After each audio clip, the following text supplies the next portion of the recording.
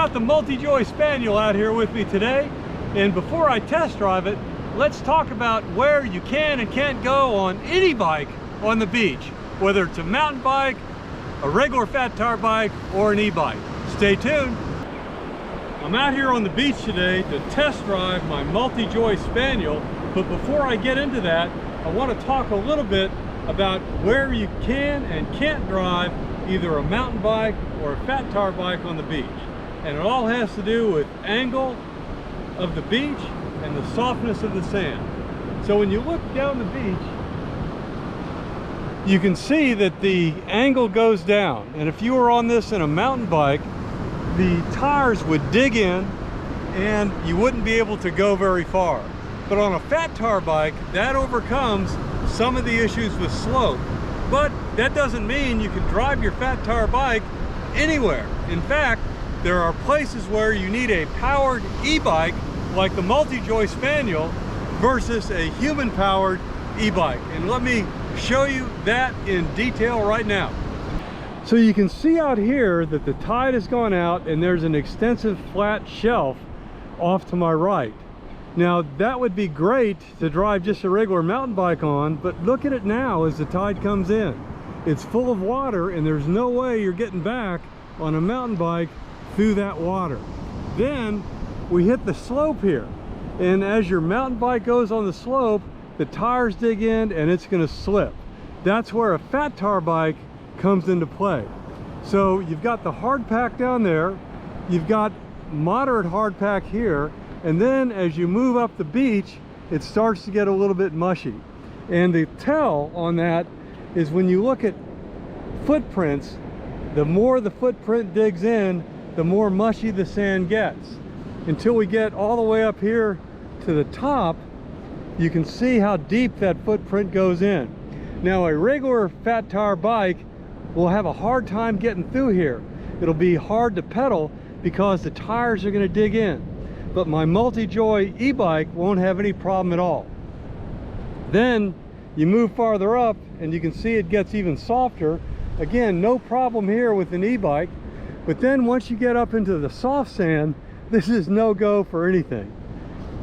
You know, this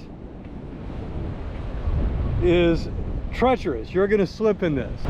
Now I know there's a school of thought that says, well, just let some of the air out of your tires and you'll be able to go into the soft pack just fine. Well, that's true in a four-wheel drive vehicle because it's a stabilized platform. But on a bike, you have those two wheels and you're going to be off balance in a heartbeat.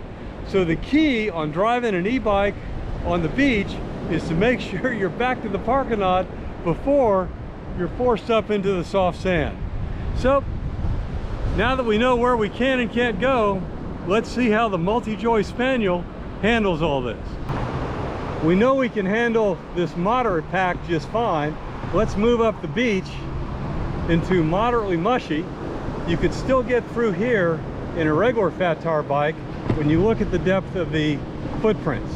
But now I go up here on this shelf where the footprints are deep, and this is a no-go area for a regular fat tire bike. But you can see my Multijoy is handling this just fine because it has the extra power to push those tires through this soft mushy sand. So in terms of e-bike fishing, I have an extended period of time where I can be out here. I can come out here at low tide, I can avoid the incoming tide, and then on the way back, I can move through the mushy sand a lot easier. Now I need to be back before I hit these ridges because above that is nothing but soft sand. Let's test the ability of the Multijoy to come up this slope, hit that soft sand, turn around and come back. Up there in the soft on the turn is where it'll have the most problem. Let's see how it does.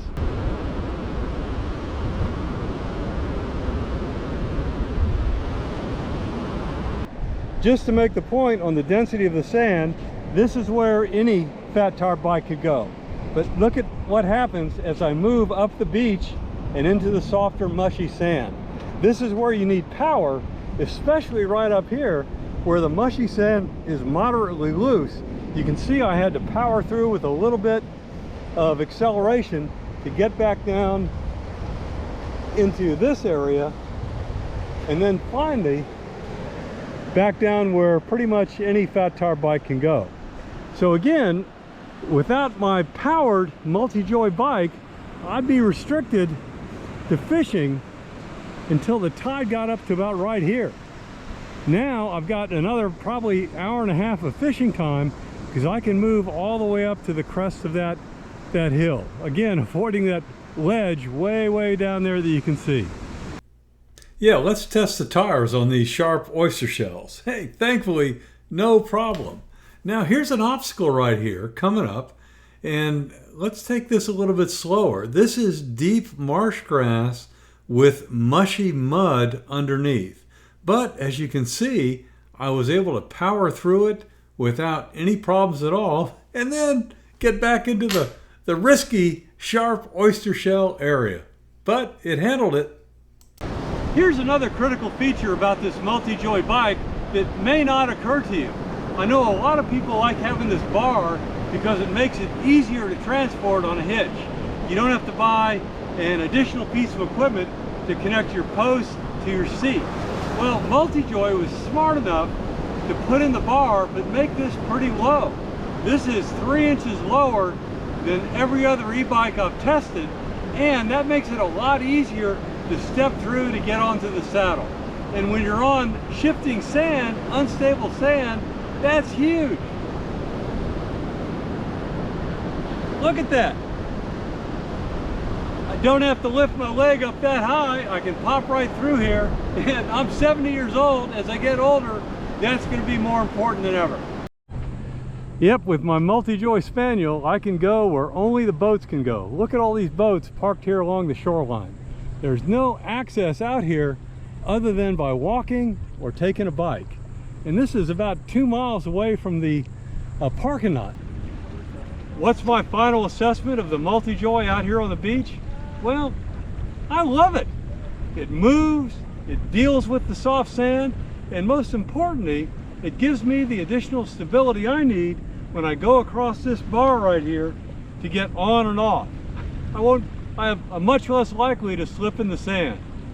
And it doesn't need that extra attachment to haul it on my truck. So I'm going to give this an unequivocal thumbs up as a fat tire beach bike. Comments? Do you have experience with this bike? Throw it down below. Thanks.